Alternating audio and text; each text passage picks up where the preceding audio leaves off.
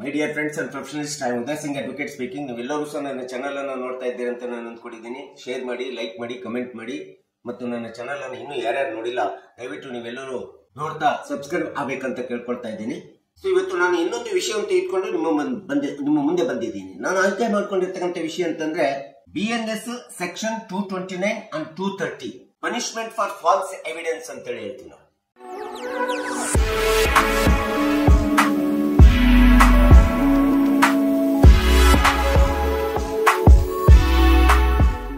ನಿಮಗೆ ಎಲ್ಲರಿಗೂ ಗೊತ್ತಿರುವ ಹಾಗೆ ಭಾರತೀಯ ನಾಗರಿಕ ಸಂಹಿತ ಎಂಬತಕ್ಕಂಥದ್ದನ್ನ 2024ರಲ್ಲಿ ಜಾರಿಗೊಳಿಸಲಾಯಿತು. IPCಗೆ ತಿದ್ದುಪಡಿಯನ್ನು ತಂದು ಈ ಒಂದು BNS ನಲ್ಲಿ ಬರ್ತಕ್ಕಂಥ ಸೆಕ್ಷನ್ 229 ಮತ್ತು 230 ಎಂಬತಕ್ಕಂಥ ಎರಡು ಸೆಕ್ಷನ್ಸ್ಗಳು ಸುಳ್ಳು ಸಾಕ್ಷಿಯನ್ನ ಹೇಳುವುದರ ಬಗ್ಗೆ, ಯಾರಾದ್ರೂ ಸುಳ್ಳು ಸಾಕ್ಷಿಯನ್ನು ಹೇಳಿದ್ರೆ ಅದಕ್ಕೆ ಯಾವ ರೀತಿ ಅವರು ಶಿಕ್ಷೆಗೆ ಒಳಗಾಗ್ತಾರೆ ಎಂಬುದರ ಬಗ್ಗೆ ಈ ಸೆಕ್ಷನ್ಸ್ ಗಳನ್ನ ಸೇರಿಸಲಾಗಿದೆ ಮತ್ತು ತಿದ್ದುಪಡಿ ತರಲಾಗಿದೆ. ಈ ಸೆಕ್ಷನ್ಸ್ಗಳು ಎಷ್ಟು ಮಟ್ಟಿಗೆ ಸುಳ್ಳು ಸಾಕ್ಷಿ ಹೇಳುವುದರ ವಿರುದ್ಧ ಕ್ರಮವನ್ನು ಕೈಗೊಳ್ಳಲಾಗ್ತದೆ ಮತ್ತು ಶಿಕ್ಷೆಯನ್ನು ವಿಧಿಸಲಾಗ್ತದೆ ಎಂಬತಕ್ಕಂಥದ್ದನ್ನ ನಾನೊಂದಿಷ್ಟು ಈ ವಿಡಿಯೋ ಮೂಲಕ ವಿಶ್ಲೇಷಣೆ ಮಾಡಲಿಕ್ಕೆ ಪ್ರಯತ್ನ ಮಾಡ್ತೇನೆ. ಯಾವುದೇ ಒಬ್ಬ ವ್ಯಕ್ತಿ, ಯಾವುದೇ ಒಬ್ಬ ಅಪರಾಧಿ ಸುಳ್ಳು ಸಾಕ್ಷಿಯನ್ನು ಹೇಳಿಬಿಟ್ಟು ಅದು ಫೋರ್ಜರಿ ಮಾಡಿರ್ಬೋದು, ಫ್ಯಾಬ್ರಿಕೇಶನ್ ಮಾಡಿರ್ಬೋದು, ಫಾಲ್ಸ್ ಎವಿಡೆನ್ಸ್ ಗಳನ್ನ ಹೇಳ್ತಿರ್ಬೋದು, ಡಾಕ್ಯುಮೆಂಟ್ಸ್ ಗಳನ್ನ ಕ್ರಿಯೇಟ್ ಮಾಡಿರ್ಬೋದು, ಅಥವಾ ರೆಕಾರ್ಡ್ಸ್ ಮಾಡಿರ್ಬೋದು, ಹೀಗೆ ಗೊತ್ತಿದ್ದೋ ಗೊತ್ತಿಲ್ಲದೆ ಸುಳ್ಳು ಸಾಕ್ಷಿಯನ್ನು ಹೇಳಿ ಅಥವಾ ಹೇಳಿಕೆಗಳನ್ನು ಹೇಳಿದಂತ ಸಂದರ್ಭದಲ್ಲಿ ಅಂತ ಅಪರಾಧಿಗಳ ವಿರುದ್ಧ ಕ್ರಮ ಕೈಗೊಳ್ಳಲಿಕ್ಕೆ ಇರ್ತಕ್ಕಂಥ ಒಂದು ಅತಿ ಪ್ರಮುಖವಾದಂತ ಭಾರತೀಯ ನಾಗರಿಕ ಸಂಹಿತೆಯ ಒಂದು ಸೆಕ್ಷನ್ ಅಂತಂದ್ರೆ 229 ಅಂತೇಳಿ ನಾವು ಹೇಳ್ಬೇಕಂತ. ಈ ರೀತಿ ಹೇಳುವಂತ ಸುಳ್ಳು ಹೇಳಿಕೆಗಳು, ಸಾಕ್ಷಿಗಳು ಅದು ನ್ಯಾಯಾಲಯದ ಮುಂದೆ ವಿಚಾರಣೆ ಮುಂದೆ ಹೇಳ್ಬೋದು, ಅಥವಾ ಇನ್ವೆಸ್ಟಿಗೇಷನ್ ಸಂದರ್ಭದಲ್ಲಿ ಹೇಳ್ಬೋದು, ಟ್ರಯಲ್ ಎನ್ಕ್ವೈರಿ ಸಂದರ್ಭದಲ್ಲಿ ಹೇಳ್ಬೋದು, ಅಥವಾ ನ್ಯಾಯಾಲಯದಿಂದ ಹೊರಗೆ ಮಾಡತಕ್ಕಂಥ ವಿಚಾರಣೆಗಳ ಸಂದರ್ಭದಲ್ಲೂ ಸಹ ಹೇಳ್ಬೋದು. ಸೊ ಇಂಥ ಒಂದು ಸುಳ್ಳು ಹೇಳಿಕೆ, ಸುಳ್ಳು ಸಾಕ್ಷಿ ಹೇಳುವುದರಿಂದ ಅದು ಉದ್ದೇಶ ಪೂರ್ವಕವಾಗಿರ್ಬೋದು ಅಥವಾ ಉದ್ದೇಶ ಪೂರ್ವಕ ಇಲ್ಲದೆ ಇರ್ತಕ್ಕಂಥ ಸಾಕ್ಷಿ ಇರ್ಬೋದು. ಇದರಿಂದ ಏನಾಗುತ್ತೆ ಅಂತಂದ್ರೆ ಮಿಸ್ಕ್ಯಾರೇಜ್ ದ ಜಸ್ಟಿಸ್ ಅಂತ ಹೇಳ್ತೀವಿ ನಾವು, ಅಥವಾ ಮಿಸ್ಲೀಡ್ ದ ಕೋರ್ಟ್ ಪ್ರೊಸೀಜರ್ಸ್ ಅಂತ ಹೇಳ್ತೀವಿ, ಕೋರ್ಟ್ ಆಫ್ ಲಾ ಅಂತ ಹೇಳ್ತೀವಿ. ನ್ಯಾಯವನ್ನು ತಪ್ಪುದಾರಿಗೆ ಎಳೆದಾಗೆ, ನ್ಯಾಯಾಲಯದ ಒಂದು ಪ್ರಕ್ರಿಯೆಯನ್ನು ಸಹ ತಪ್ಪುದಾರಿಗೆ ಎಳೆದಾಗೆ ಅಂತೇಳಿ ಆಗುತ್ತೆ. ಯಾಕೆಂತಂದ್ರೆ ಭಾರತೀಯ ನಾಗರಿಕ ಸಂಹಿತೆ ಸೆಕ್ಷನ್ 229 ಪ್ರಕಾರ ಯಾವುದೇ ಒಂದು ನ್ಯಾಯಾಲಯದೊಳಗಡೆ ಆಗ್ಲಿ ಅಥವಾ ಹೊರಗಡೆ ಆಗ್ಲಿ ಸಾಕ್ಷಿಯನ್ನು ಹೇಳಲಿಕ್ಕೆ ಹೋಗಿರುವಂತ ವ್ಯಕ್ತಿ ಸಾಕ್ಷಿ ಕೊಡುವುದಕ್ಕಿಂತ ಮುಂಚಿತವಾಗಿ ಕೆಲವೊಂದು ನಿಯಮಗಳಿಗೆ ಒಳಪಡ್ತಾನೆ. ಆ ಒಂದು ನಿಯಮಗಳಿಗೆ ಒಳಪಟ್ಟು ಸಾಕ್ಷಿಯನ್ನು ಹೇಳ್ಬೇಕಂತೇಳಿ ಸೆಕ್ಷನ್ 229 ಹೇಳ್ತದೆ. ಅಂತ ಒಂದು 229ಗೆ ಅಟ್ರಾಕ್ಟ್ ಆಗುವಂತ ಅಂಶಗಳು ಯಾವುವು ಅಂತಂದ್ರೆ, ನ್ಯಾಯಾಂಗದ ಮುಂದೆ ಕಟ್ಕಟ್ಟೆ ಒಳಗಡೆ ನಿಂತು ಸಾಕ್ಷಿ ಹೇಳುವಂತ ಸಂದರ್ಭದಲ್ಲಿ ನಾನು ಸತ್ಯವನ್ನೇ ನುಡಿಯುತ್ತೇನೆ, ಸತ್ಯವನ್ನು ಬಿಟ್ಟು ಬೇರೇನು ನುಡಿಯುವುದಿಲ್ಲ ಎಂಬತಕ್ಕಂಥ ಒಂದು ಪ್ರಮಾಣ ವಚನವನ್ನ ಓತನ್ನು ತೆಗೆದುಕೊಂಡು ನಾವು ಸಾಕ್ಷಿ ಹೇಳ್ತೀವಿ ನ್ಯಾಯಾಲಯದಲ್ಲಿ. ಇದು ಒಂದು ಅಂಶ ನಮಗೆ ಗೊತ್ತಿದೆ. ಈ ರೀತಿ ಪ್ರಮಾಣ ತೆಗೆದುಕೊಂಡು ಸಾಕ್ಷಿ ಹೇಳುವಂತ ಸಂದರ್ಭದಲ್ಲೂ ಸಹ ನಾವು ಸುಳ್ಳು ಸಾಕ್ಷಿಯನ್ನು, ಸುಳ್ಳು ಹೇಳಿಕೆಯನ್ನು ಕೊಟ್ಟಂತ ಸಂದರ್ಭದಲ್ಲಿ ಶಿಕ್ಷೆಗೆ ಒಳಪಡಬೇಕಾಗುತ್ತೆ. ಇದೊಂದು ಪ್ರಮುಖವಾದಂತ ಅಂಶ. ಸೊ ಇನ್ನೊಂದು ಅಂಶ ಅಂತಂದ್ರೆ, ಯಾವುದೇ ಒಬ್ಬ ವ್ಯಕ್ತಿ ಸಾಕ್ಷಿಯನ್ನು ಹೇಳುವಂತ ಸಂದರ್ಭದಲ್ಲಿ, ಯಾವುದೇ ಒಂದು ಹೇಳಿಕೆಯನ್ನು ಕೊಡುವಂತ ಸಂದರ್ಭದಲ್ಲಿ ಇಂಟೆನ್ಷನಲಿ, ಉದ್ದೇಶ ಪೂರ್ವಕವಾಗಿ ಉದ್ದೇಶವನ್ನು ಇಟ್ಟುಕೊಂಡು ಸುಳ್ಳು ಹೇಳಿದಾಗ, ಹೇಳಿಕೆಯನ್ನು ಕೊಟ್ಟಂತ ಸಂದರ್ಭದಲ್ಲಿ ಶಿಕ್ಷೆಗೆ ಒಳಪಡಬೇಕಾಗುತ್ತೆ. ಈ ಸೆಕ್ಷನ್ ಅಟ್ರಾಕ್ಟ್ ಆಗತಕ್ಕಂಥದ್ದು ನಾವು.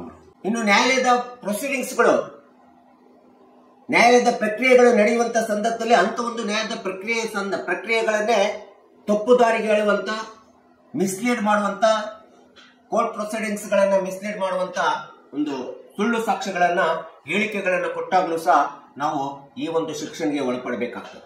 ಸೊ ಈ ರೀತಿಯಾಗಿ ಸುಳ್ಳು ಹೇಳುವಂತದ್ದು, ಸಾಕ್ಷಿಯನ್ನು ಹೇಳುವಂತದ್ದು, ಹೇಳಿಕೆಗಳನ್ನು ಕೊಡುವಂತದ್ದು ಇನ್ಸೈಡ್ ದ ಕೋರ್ಟ್ ಅಥವಾ outside the enquiry of the court ಇದ್ದಂತ ಸಂದರ್ಭದಲ್ಲಿ ಇಂಥ ಒಂದು ಅಪರಾಧಿಗಳಿಗೆ BNS ಈ ಸೆಕ್ಷನ್ ಪ್ರಕಾರ 229 ಪ್ರಕಾರ ಅಂತ ಒಬ್ಬ ಅಪರಾಧಿ 7 ವರ್ಷ ಕಠಿಣ ಜೈಲು ಶಿಕ್ಷೆ, 10,000 ರು ದಂಡಗಳನ್ನು ಕಟ್ಟಬೇಕಾಗುತ್ತೆ. ಇಂಥ ಒಂದು ಶಿಕ್ಷೆ ಸ್ಪಷ್ಟ, ಖಚಿತ ಮತ್ತು ಎಲ್ಲರಿಗೂ ಸಹ ಸಾರ್ವತ್ರಿಕವಾಗಿ ಅನ್ವಯ ಆಗುತ್ತಕ್ಕಂಥದ್ದನ್ನ ನಾವಿಲ್ಲಿ ಕಂಡ್ಕೋಬೇಕಾಗುತ್ತೆ. ಒಂದು ವೇಳೆ ನ್ಯಾಯಾಲಯದ ಒಳಗಡೆ ಬಿಟ್ಟು ಹೊರಗಡೆ ನಾವೇನಾದ್ರೂ ಯಾವುದೇ ಒಂದು ನ್ಯಾಯಾಂಗದ ವಿಚಾರಣೆ ನಡೆಯುವಂತ ಸಂದರ್ಭದಲ್ಲಿ, ಅದು SIT ಇರ್ಬೋದು, ಇನ್ಯಾವುದೇ ಒಂದು ಕಮಿಟಿ ವಿಚಾರಣೆ ಮಾಡುವಂತ ಸಂದರ್ಭದಲ್ಲಿ ನಾವು ಹೊರಗಡೆ ಇದ್ದೀವಿ, ನಾವೇನ್ ಬೇಕಾದ್ರೂ ಸಹ ಹೇಳ್ಬೋದು ಅಂತೇಳಿ ಸುಳ್ಳು ಹೇಳಿಕೆಯನ್ನು ಕೊಡ್ತಕ್ಕಂಥದ್ದು, ಸುಳ್ಳು ಸಾಕ್ಷಿಯನ್ನ ವಿಚಾರಣೆ ಸಂದರ್ಭದಲ್ಲಿ ಹೇಳುವಂತ ಸಂದರ್ಭದಲ್ಲಿ ಈ ಒಂದು BNS ಸೆಕ್ಷನ್ 229 ಪ್ರಕಾರ ಅಟ್ಲೀಸ್ಟ್ ಕನಿಷ್ಠ 3 ವರ್ಷ ಜೈಲು ಶಿಕ್ಷೆ, 5,000 ರು ದಂಡ ಅಟ್ರಾಕ್ಟ್ ಆಗುತ್ತಕ್ಕಂಥದ್ದನ್ನ ನಾವಿಲ್ಲಿ ನೋಡ್ಬೇಕಾಗುತ್ತೆ. ಸೊ ಈ ರೀತಿಯಾದಂತ ಒಂದು BNS ನ section court martial judicial proceedings, ಅದು ಮಿಲಿಟರಿ ಜಸ್ಟಿಸ್ ಇರ್ಬೋದು, ಇನ್ಯಾವುದೇ ಕೋರ್ಟ್ ಪ್ರೊಸೀಡಿಂಗ್ ಜಸ್ಟಿಸ್ಗೂ ಕೂಡ ಅನ್ವಯ ಆಗ್ತದೆ, ಅಥವಾ ಇನ್ವೆಸ್ಟಿಗೇಷನ್ ಇರ್ಬೋದು, ಕೋರ್ಟ್ ಗಳಿಗೆ ಕೊಡ್ತಕ್ಕಂಥ ಸ್ಟೇಟ್ಮೆಂಟ್ಸ್ ಗಳಿರ್ಬೋದು, ಬಿಫೋರ್ ಪೊಲೀಸ್ ಎನ್ಕ್ವೈರಿ ಮುಂದೆ ಇರ್ಬೋದು, ಮ್ಯಾಜಿಸ್ಟ್ರೇಟ್ ಎನ್ಕ್ವೈರಿ ಮುಂದೆ ಇರ್ಬೋದು, ಈ ಎಲ್ಲಾ ಸಂದರ್ಭಗಳಲ್ಲೂ ಸಹ 229 ಸೆಕ್ಷನ್ ಅಟ್ರಾಕ್ಟ್ ಆಗತಕ್ಕಂಥದ್ದನ್ನ ನಾವು ಇಲ್ಲಿ ನೋಡ್ತಾ ಇದ್ದೀವಿ. ಸಹಜವಾಗಿ ನಾವು ಸಿವಿಲ್ ಕೇಸ್ ನಲ್ಲಿ ಅಪಾಯಿಂಟ್ಮೆಂಟ್ ಆಫ್ ಕಮಿಷನರ್ ಅಪಾಯಿಂಟ್ ಮಾಡ್ತೀವಿ. ಕಮಿಷನರ್ ಅನ್ನ ಅಪಾಯಿಂಟ್ ಮಾಡುವಂತ ಸಂದರ್ಭದಲ್ಲಿ ಒಂದು ವೇಳೆ ಫಾಲ್ಸ್ ಸ್ಟೇಟ್ಮೆಂಟ್ ಅನ್ನ ರೆಕಾರ್ಡ್ಸ್ ಮಾಡಿದ್ರೆ, ಎವಿಡೆನ್ಸ್ ಅಂತೇಳಿ ರೆಕಾರ್ಡ್ ಆಯ್ತು ಅಂತಂದ್ರೆ, ಇನ್ನ ಯಾವುದೇ ಲ್ಯಾಂಡ್ ಡಿಸ್ಪ್ಯೂಟ್ಸ್ ಒಳಗಡೆ ಈ ಒಂದು ಸೆಕ್ಷನ್ ಕೂಡ ಅಟ್ರಾಕ್ಟ್ ಆಗತಕ್ಕಂಥದ್ದು ನಾವು ಕಾಣ್ತಾ ಇದ್ದೀವಿ. ಇದಕ್ಕೆ ಕೇಸ್ ಲಾಸ್ ರೆಫರೆನ್ಸ್ ಗಳನ್ನು ಸಹ ಕೊಡಲಾಗಿದೆ. Jajuram versus Reddy Shyam AIR 1971 SC 1367. ಇದು ಫಾಲ್ಸ್ ಎವಿಡೆನ್ಸ್ ಕೊಟ್ಟಂತ ಸಂದರ್ಭದಲ್ಲಿ ಈ ಒಂದು ಕೇಸ್ ಲಾಸ್ ಅಟ್ರಾಕ್ಟ್ ಮಾಡಿರ್ತಕ್ಕಂಥದ್ದು ನಾವು ನೋಡ್ತಾ ಇದ್ದೀವಿ. And MS Alwant versus state of Haryana ಅಂತೇಳಿ 2000 SC 278. ಇದು ಫೋರ್ಜರಿ ಬಗ್ಗೆ ಹೇಳ್ತದೆ. ಈ ಕೇಸ್ ಲಾಸ್ ಫೋರ್ಜರಿ ಇಟ್ಟಿರುವಂತ ಸಿವಿಯರ್ ಅಫೆನ್ಸ್ ಅಂತೇಳಿ ಈ ಒಂದು ಕೇಸ್ ಲಾಸ್ ಅನ್ನು ರೆಫರ್ ಮಾಡತಕ್ಕಂಥದ್ದು ನಾವು ನೋಡ್ತಾ ಇದ್ದೀವಿ. ಸೊ ಈ ಎರಡು ಕೇಸ್ ಲಾಸ್ ಗಳನ್ನ ಅತಿ ಒಂದು ಫಾಲ್ಸ್ ಎವಿಡೆನ್ಸ್ ಗೆ ಇರಬಹುದು, ಫೋರ್ಜರಿಗೆ ಇರಬಹುದು, ಅಥವಾ ಫೇಕ್ ಮಾಡ್ತಕ್ಕಂಥದ್ದು ಇರಬಹುದು, ಇವುಗಳಿಗೆ ಈ ಒಂದು ಕೇಸ್ ಲಾಸ್ ಗಳು ಅಟ್ರಾಕ್ಟ್ ಆಗ್ತವೆ BNS ಸೆಕ್ಷನ್ 229 ಪ್ರಕಾರ. ಯಾಕೆ BNS section it is the most significant section BNS 229 ಅಂತ ಹೇಳ್ತೀವಿ ಅಂತಂದ್ರೆ, it maintains the integrity of the justice ಅಂತ ಹೇಳ್ತೀವಿ. ಯಾಕಂದ್ರೆ ಈ ಸೆಕ್ಷನ್ ನ್ಯಾಯಾಂಗದ ಏಕಾಗ್ರತೆಯನ್ನು ಕಾಪಾಡುವಂತ ಒಂದು ಸೆಕ್ಷನ್ ಆಗಿದೆ. And protect the innocent person from wrongful conviction ಅಂತ ಹೇಳ್ತೀವಿ. ಅಮಾಯಕ ವ್ಯಕ್ತಿಗೆ ವಿನಾಕಾರಣವಾಗಿ ಶಿಕ್ಷೆಗೆ ಒಳಗಾಗುತ್ತಕ್ಕಂಥದ್ದನ್ನ ತಡೆಯುವಂತ ಒಂದು BNS ನ section 229. And 229 it will discourages the malicious witnesses. ತಪ್ಪು ಸಾಕ್ಷಿಗಳನ್ನ, ಸುಳ್ಳು ಸಾಕ್ಷಿಗಳನ್ನ ಹೇಳತಕ್ಕಂಥದ್ದನ್ನ ತಡೆ ಹಿಡಿಯುವಂತ ಒಂದು ಅತಿ ಪ್ರಮುಖವಾದಂತ ಸೆಕ್ಷನ್ಸ್ ಏನಾದ್ರು ಇದ್ರೆ BNS ನಲ್ಲಿ, that is 229. And it will cover the wider scope ಅಂತ ಹೇಳ್ತೀವಿ. ವೈಡರ್ ಸ್ಕೋಪ್ ಅಂತಂದ್ರೆ ಅದು ಟ್ರಯಲ್ ಇರ್ಬೋದು, ಎನ್ಕ್ವೈರಿ ಇರ್ಬೋದು, ಇನ್ವೆಸ್ಟಿಗೇಷನ್ಸ್ ಇರ್ಬೋದು, ಕೋರ್ಟ್ ಪ್ರೊಸೀಡಿಂಗ್ಸ್ ಗಳಲ್ಲಿ ಇರ್ಬೋದು. ಇವೆಲ್ಲವುಗಳನ್ನ ವೈಡರ್ ಸ್ಕೋಪ್ ಆಗಿ ಪ್ರೊಟೆಕ್ಟ್ ಮಾಡುವಂತ, ಸೇಫ್ ಗಾರ್ಡ್ ಮಾಡುವಂತ, ಸತ್ಯವನ್ನ ಹೊರಗೆ ತರಲಿಕ್ಕೆ ಪ್ರಯತ್ನ ಮಾಡುವಂತ ಒಂದು ಸೆಕ್ಷನ್ ಅಂತಂದ್ರೆ BNS 229 ಅಂತೇಳಿ ನಾವು ಹೇಳ್ಬೇಕಾಗುತ್ತೆ.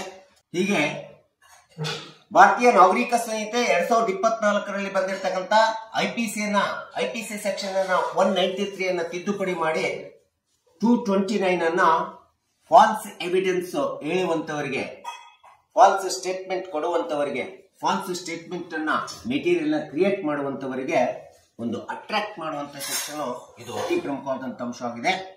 ಹೀಗೆ ಪಕ್ಷಕಾರರು, ಸಾರ್ವಜನಿಕರು ಯಾವುದೇ ಒಂದು ಸುಳ್ಳು ಸಾಕ್ಷಿಯನ್ನು ಕೊಡುವಂತ ವ್ಯಕ್ತಿಗಳು, ಹೇಳಿಕೆಯನ್ನು ಕೊಡುವಂತ ವ್ಯಕ್ತಿಗಳು ಈ ಒಂದು ಸೆಕ್ಷನ್ ಹೆಂಗೆ ಅಟ್ರಾಕ್ಟ್ ಆಗ್ತದೆ ಎಂಬತಕ್ಕಂಥದ್ದನ್ನ ಸಾರ್ವಜನಿಕರು ಎಲ್ಲರೂ ತಿಳ್ಕೊಳ್ಳಿ ಎಂಬತಕ್ಕಂಥ ಹಿನ್ನೆಲೆಯನ್ನು ಇಟ್ಕೊಂಡು ನಾನು ಈ ವಿಡಿಯೋನ ಮಾಡಿದ್ದೀನಿ. ದಯವಿಟ್ಟು ನನ್ನ ವಿಡಿಯೋ ಇಷ್ಟ ಆಗಿದ್ರೆ ಶೇರ್ ಮಾಡಿ, ಲೈಕ್ ಮಾಡಿ, ಕಮೆಂಟ್ ಮಾಡಿ, ಮತ್ತು ನನ್ನ ಚಾನಲ್ಗೆ ಇನ್ನೂ ಯಾರ್ಯಾರು ಸಬ್ಸ್ಕ್ರೈಬ್ ಆಗಿಲ್ಲ ನೀವೆಲ್ಲರೂ ಸಬ್ಸ್ಕ್ರೈಬ್ ಆಗಬೇಕಂತ ಕೇಳ್ಕೊಳ್ತಾ ಇವತ್ತಿನ ವಿಷಯಕ್ಕೆ ವಿರಾಮವನ್ನು ಹೇಳ್ತೀನಿ. ನಾನು ಇನ್ನೊಂದು ವಿಷಯ ತೆಗೆದುಕೊಂಡು ನಿಮ್ಮ ಮುಂದೆ ಬರ್ತೀನಿ. ಜೈ ಹಿಂದ್, ಜೈ ಕರ್ನಾಟಕ.